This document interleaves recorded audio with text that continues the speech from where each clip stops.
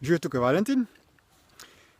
V tem videodnevniku bom govoril o tem, ali je uživanje mesa res glavni vzrok za probleme na tem svetu, za nasilje, vojne in tako naprej. Pred nekaj meseci sem že posnel nekaj vlogov na to temo, sedaj pa se bom zadeve dotaknil še iz drugačne, nove perspektive. Vse skupaj bo podkrepljeno z spoznanji, ki sem jih pridobil med študijem navad izvornih plemen, ki so živela na raznih kontinentih, recimo ameriških indijancev ter aboriginskih avstralskih domorodcev. Potem so tudi še plemena na severnem in južnem polu, Eskimi. In vsa ta plemena so uživala oziroma uživajo meso. Zakaj so torej nekateri tako zagriženi zagovorniki vegetarijanstva oziroma veganstva? Zakaj nekateri mislijo, da če bomo vsi prenehali jesti meso, bomo posledično zlahka ustvarili mir na svetu?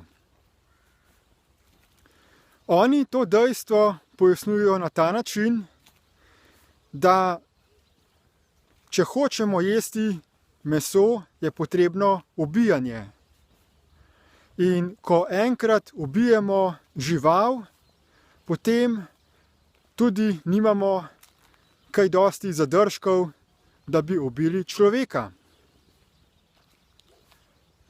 Torej, ko bomo prenehali ubijati živali, bomo posledično tudi se prenehali biti vojne med samim sabo.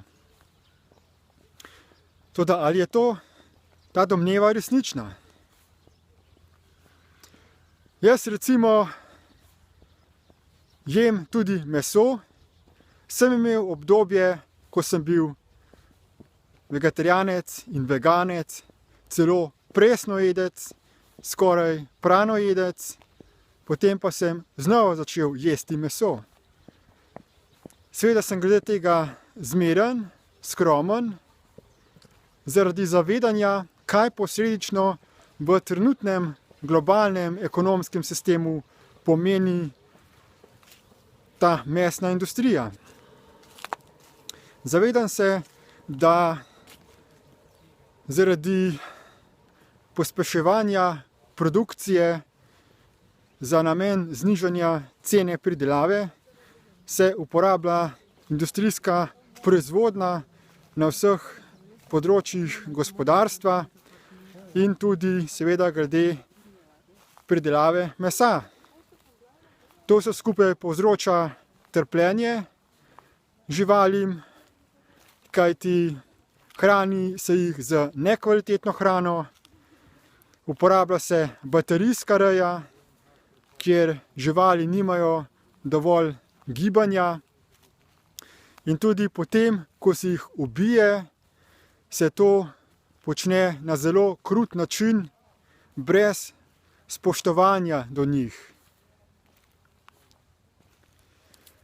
Ljudje tudi mislimo, da je telo nekaj, na kar smo navezani, se bojimo umreti, smo v strahu drug pred drugim, nismo v zavedanju svojega lastnega fizičnega telesa.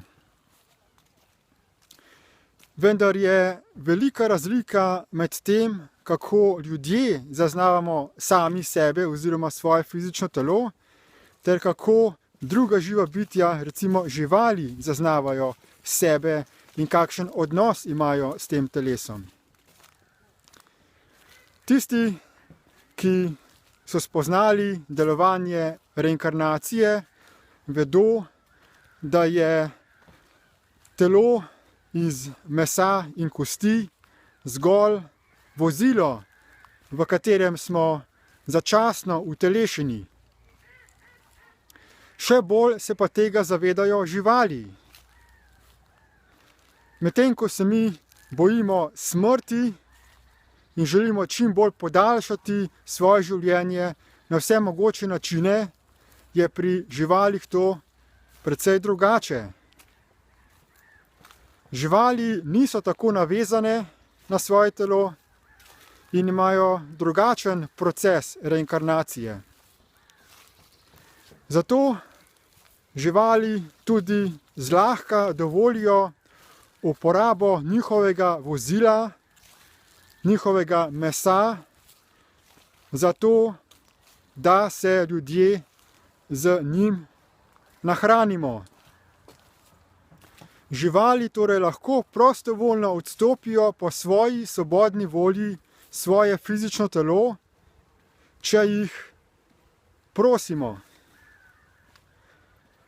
In stara plemena, domorodni Indijanci, aboriđeni, so znali oziroma znajo komunicirati ne samo z živalmi, temveč z vsem, kar obstaja, kajti vse je živo. In nobeno telo ni manj ali več vredno. Vse življenje se izraža skozi različne oblike fizičnih teles. Ko recimo aboriđeni želijo jesti meso, se povežejo z duhom živali in ta žival potem podari svoje telo in to se pokaže na ta način, da ena izmed teh živali potem pride naslednji dan pred te ljudi in dovoli, da je ubita.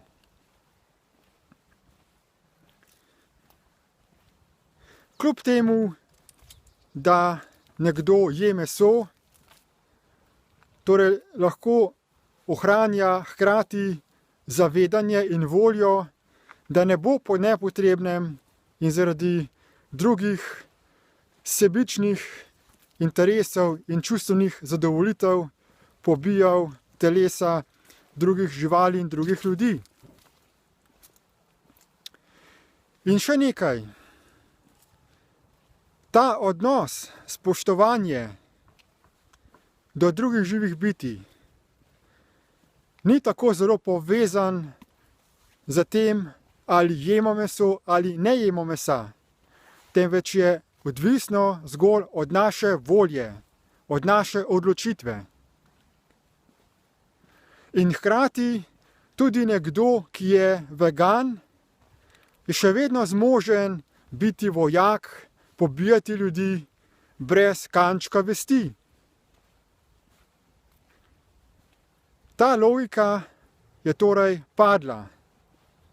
Dokazal za to, da bo mir nastal enostavno, če bomo vsi postali vegani, tega dokaza ni. Ta teorija je povsem brez trdnih osnov. In še nekaj. Marsikdo, ki je vegan, je lahko tudi zelo nasilen do drugih. Lahko je celo močno sovražen do tistih, ki jedo meso.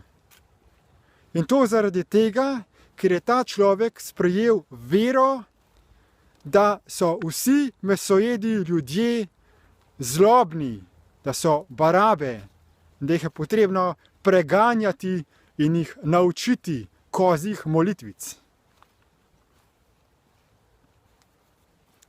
Ni torej hrana tista, ki človeka dela nasilnega, temveč je vzrok za to človeško stanje v ločenosti od zavedanja življenja in izgube spoštovanja do življenja kot takega.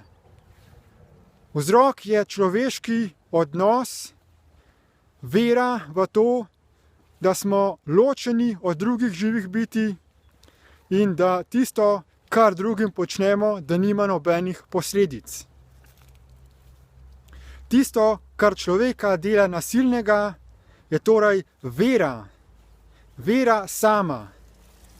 Tudi če nekdo je samo rastlinsko hrano, je lahko sprejel določeno vero, na osnovi katere lahko ubija vse živo brez kakršnega koli predsodka. Zato je vera tista, ki je potrebna, da se spremeni.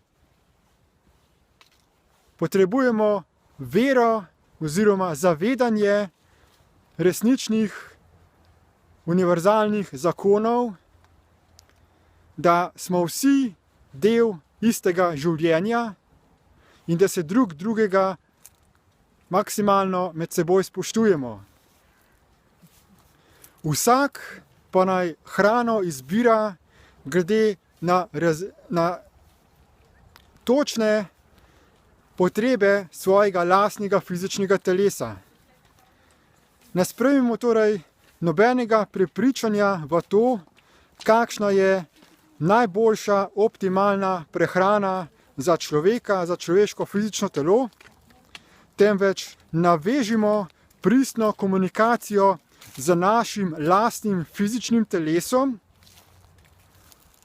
vprašamo ga, kakšne snovi potrebuje in mu omogočimo te snovi, ta hranila, ne glede na to, ali je za